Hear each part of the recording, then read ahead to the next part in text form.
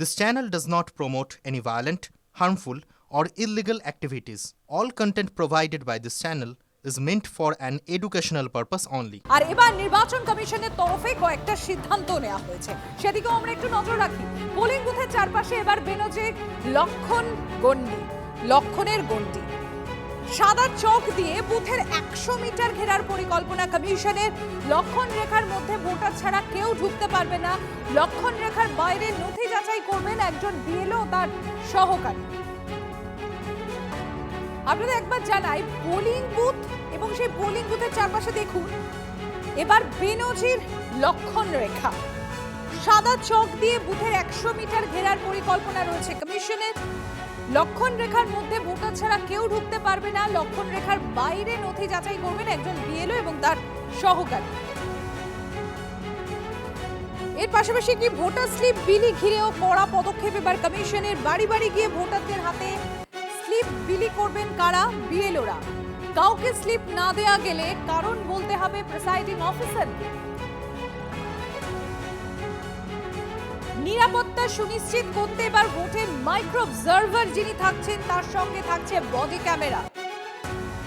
কেন্দ্রীয় বাহিনী, রাজ্য পুলিশের সঙ্গেও থাকবে বডি ক্যামেরা। সন্দেহজনক গতিবিধি ধরা পড়বে সেখানে।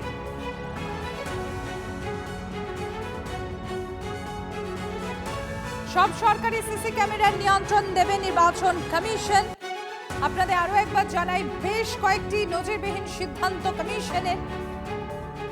পোলিং বুথের চারপাশে এবার বেনজির লক্ষণ রেখা, সাদা চক দিয়ে বুথের 100 মিটার ঘেরা পরিকল্পনা কমিশনের। শ্রাবন্তী রয়েছেন আমার সহকর্মী আমার সঙ্গে। শ্রাবন্তী, নির্বাচন কমিশন যা যা পরিকল্পনা নিয়েছেন, সিদ্ধান্ত নিয়েছেন, তার মধ্যে অন্যতম লক্ষণ রেখা। এই তো প্রথমবার এটা। দেখো, সেরকমটাই এর আগে 144 ধারা বা 163 ধারা জারি করা থাকতো বুথের বাইরে, কিন্তু এবার প্রথম আলাদা করে চিহ্নিত করে দেওয়ার জন্য 100 মিটারের বাইরে সেই রেখাটাকে একেবারে চক দিয়ে সাদা করে দেওয়া হচ্ছে।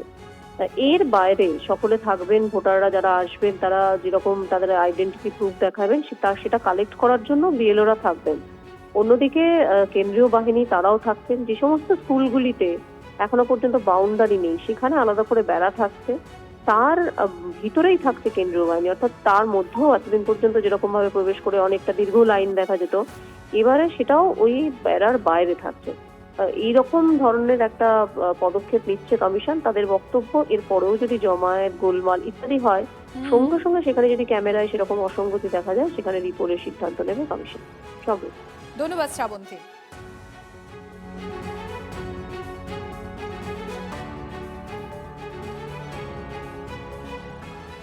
অবাধ ও শান্তিপূর্ণ ভোট মানে এই নয় যে সকলকে আটকে দেওয়া, সকলকে ভোটে উৎসাহিত করা, সৈন্য দেখিয়ে ভয় দেখানো নয়, লক্ষণ রেখা দেখিয়ে খবরদার এদিকে আসলেই বিপদে পড়ে যাবে মানুষের মনে আতঙ্ক তৈরি করা নয়।